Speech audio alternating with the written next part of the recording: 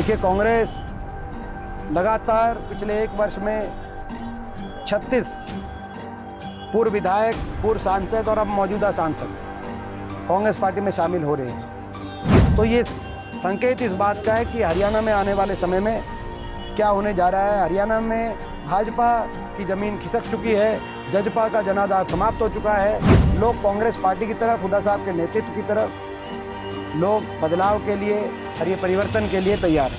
हरियाणा के रोहतक जिले के गोहाना अड्डे पर रविवार को वाल्मीकि समाज द्वारा एक भव्य कार्यक्रम का आयोजन किया गया, जिसमें राज्यसभा सांसद दीपेंद्र हुड्डा बतौर मुख्य अतिथि शामिल हुए। इस अवसर पर दीपेंद्र हुड्डा ने कांग्रेस सरकार आने वाले वाल्मीकि कल्याण बोर्ड और सफाई कर्मचारी आयोग बनाने की घोषणा की है। उन्होंने कहा कि कांग्रेस सरकार में सफाई कर्मचारियों की भर्ती की गई थी, जो मौजूदा सरकार में नहीं हुई है। वहीं उन्होंने बृजेंद्र सिंह के कांग्रेस में शामिल होने पर भी प्रतिक्रिया दी। उन्होंने कहा कि पिछले एक वर्ष में 36 पूर्व विधायक वह पूर्व सांसद कांग्रेस में शामिल हुए हैं, जो साफ संकेत है कि कांग्रेस की सरकार आने वाली है। साथ ही उन्होंने कहा कि कांग्रेस के घोषणा पत्र में दलित पिछड़े वर्ग के लिए विशेष जगह होगी। सफाई कर्मचारी जो 14,000 हमारे समय भर्ती किए गए थे, और ग्रामीण अंचल में और शहरों के अंदर भी जो सफाई कर्मचारी बहुत वर्षों से जो कार्यरत हैं, उन सफाई कर्मचारियों को पक्का करने की बात रही हो, चाहे वो नए सफाई कर्मचारियों की भर्ती की बात रही हो, जनसंख्या के आधार पर और संख्या बढ़ाने की बात रही हो, ये एक मांग आ रही। हरियाणा के अंदर सफाई कर्मचारी आयोग का गठन की बात रही हो। आपको याद होगा कि ऐसी आयोग का गठन हमारी सरकार में हुआ था, जो इस सरकार ने भंग कर दिया। सफाई कर्मचारी आयोग अलग से की गठन की बात आई, वाल्मीकि बोर्ड के गठन की बात आई। तो ये वाल्मीकि कल्याण बोर्ड की जो एक मांग, ये जो मांगे हैं, इन मांगों को कांग्रेस के घोषणा पत्र में जगह दी जाएगी। इन मांगों को पे कांग्रेस की सरकार यदि बनती है तो इन मांगों को हम पूरा कराने का काम करेंगे। बृजेंद्र सिंह ने आज कांग्रेस ज्वाइन की है और या कांग्रेस मजबूत होगी? देखिए, कांग्रेस लगातार पिछले एक वर्ष में 36 पूर्व विधायक, पूर्व सांसद और अब मौजूदा सांसद कांग्रेस पार्टी में शामिल हो रहे हैं।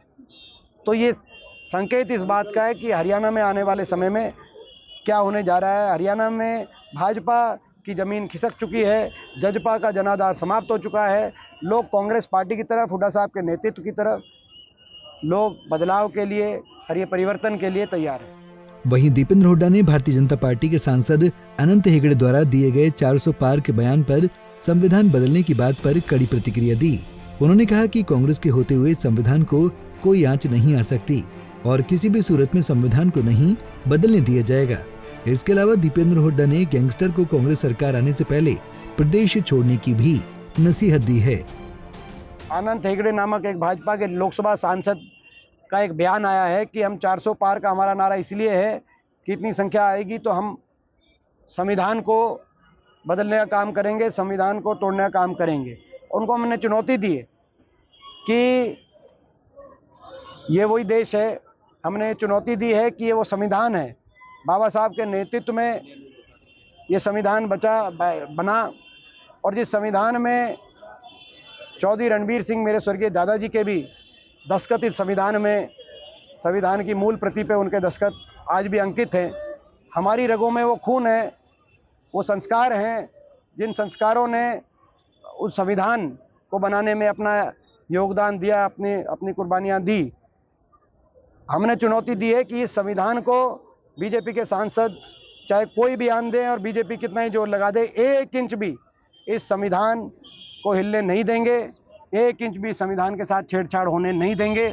ये आज चुनौती जो अनंत हेगड़े ने कर्नाटक में कह के खड़े होकर कहा है, उस चुनौती को स्वीकार करके मैंने यहाँ से मैं जवाब देता हूँ, वो जोर लगा लें, संविधान को 1 इंच भी हम बदलने नहीं देंगे।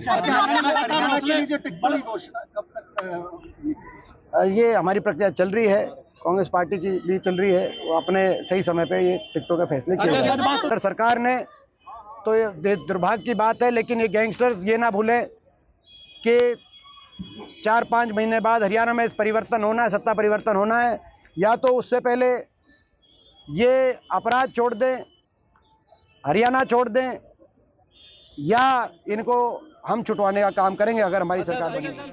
बहरहाल दीपेंद्र हुड्डा ने बड़ा दावा करते हुए कहा कि अब की बार कांग्रेस को जनता का भरपूर समर्थन मिल रहा है। मुझे पूरी उम्मीद है कि प्रदेश में कांग्रेस वापस सत्ता में आएगी और तब बीजेपी की गलत नीतियों का अंत होगा और हम जन कल्याणकारी नीतियों के साथ प्रदेश का विकास करेंगे। रोहतक से दीपक भारद्वाज, पंजाब केसरी टीवी। हमसे जुड़े रहने के लिए हमारे YouTube चैनल को सब्सक्राइब करें और नई वीडियो की नोटिफिकेशन के लिए बेल आइकॉन को दबाएं। अगर आप ये वीडियो Facebook पर देख रहे हैं तो लाइक जरूर करें और ज्यादा से ज्यादा शेयर करें। धन्यवाद।